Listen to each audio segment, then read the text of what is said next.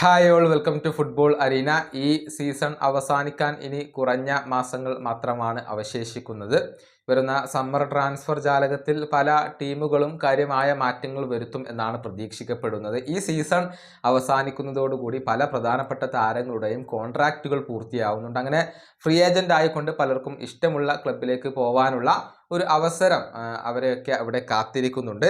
അത്തരത്തിലുള്ള 10 താരങ്ങളുടെ list goal.com ഇപ്പോൾ തയ്യാറാക്കിയിട്ടുണ്ട്. അത് നമുക്കൊന്ന് പരിശോധിക്കാം. 10ാമത്തെ താരം തോമസ് പാർട്ടിയാണ്. ആഴ്സണലിന്റെ താരമാണ്. അദ്ദേഹം അടുത്ത സമ്മറിൽ ഫ്രീ ഏജന്റ് ആവുകയാണ്. അദ്ദേഹം ക്ലബ്ബ് വിട്ടേക്കും എന്നുള്ള റൂമറുകൾ ഇപ്പോൾ സജീവമാണ്. അതുപോലെ തന്നെ ലില്ലിയുടെ താരമായ ഏഞ്ചൽ ഗോമസിന്റെ കോൺട്രാക്റ്റ് ഇപ്പോൾ അവസാനിക്കുകയാണ്. അദ്ദേഹത്തിന്റെ ഭാവിയിൽ ഒരു വ്യക്തത വരേണ്ടതുണ്ട്.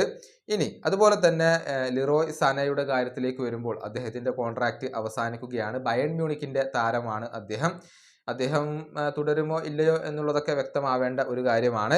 അടുത്ത താരം മറ്റാരുമല്ല, നെയ്മർ ജൂനിയർ ആണ്. സാന്റോസുമായി 5 മാസത്തെ ഒരു കോൺട്രാക്റ്റിലാണ് നെയ്മർ ഒപ്പുവെച്ചിരുന്നത്. ഈ കോൺട്രാക്റ്റ് പുതുക്കാൻ സാന്റോസിന് താല്പര്യമുണ്ട്. പക്ഷെ നെയ്മർ ഒരു ഫൈനൽ ഡിസിഷൻ എടുത്തിട്ടില്ല. യൂറോപ്പിലേക്ക് മടങ്ങിയെത്താൻ നെയ്മർക്ക് താല്പര്യമുണ്ട് എന്ന അഭ്യൂഹങ്ങൾ സജീവമാണ്. ഏതായാലും വരുന്ന സമ്മറിലായിരിക്കും ഈ ഒരു വിഷയത്തിൽ നെയ്മർ ഫൈനൽ ഡിസിഷൻ എടുക്കുക. അതുപോലെ തന്നെ 6ാമത്തെ താരം കെവിൻ ഡിബ്രൂയിനെയാണ്. അദ്ദേഹം ഫ്രീ ഏജന്റ് ആവുകയാണ്. മാഞ്ചസ്റ്റർ സിറ്റി വിടുകയാണ് എന്ന കാര്യം ഒഫീഷ്യലായിക്കൊണ്ട് ഡിബ്രൂയിനെ അറിയിച്ചിട്ടുണ്ട്. ഏത് ക്ലബിലേക്ക് പോകും എന്ന കാര്യത്തിൽ വ്യക്തതകൾ വന്നിട്ടില്ല. ഇന്റർ മയാമിക്ക് താല്പര്യമുണ്ട്. സൗദിയിലെ പല ക്ലബ്ബുകൾക്കും അദ്ദേഹത്തിൽ താല്പര്യമുണ്ട്.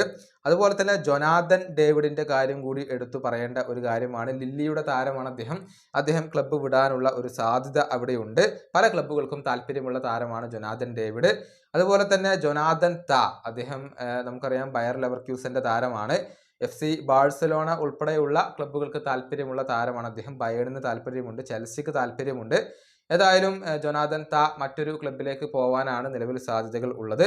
3ാമത്തെ താരം ട്രെന്റ് അലക്സാണ്ടർ അർണോൾഡാണ്. ലിവർപൂളിന്റെ താരമാണ്. കോൺട്രാക്റ്റ് അവസാനിക്കുകയാണ്. കോൺട്രാക്റ്റ് പുതുക്കാൻ അദ്ദേഹം ഉദ്ദേശിക്കുന്നില്ല. മറിച്ച് അദ്ദേഹം റയൽ മാഡ്രിഡിലേക്ക് വരും എന്നാണ് റിപ്പോർട്ടുകൾ ചൂണ്ടിക്കാണിക്കുന്നത്. 2ാമത്തെ താരം ലയണൽ മെസ്സിയാണ്. യഥാർത്ഥത്തിൽ മെസ്സിയുടെ കോൺട്രാക്റ്റ് വരുന്ന സമ്മറിൽ അവസാനിക്കും. പക്ഷേ മെസ്സി കോൺട്രാക്റ്റ് പുതുക്കുകയാണ്.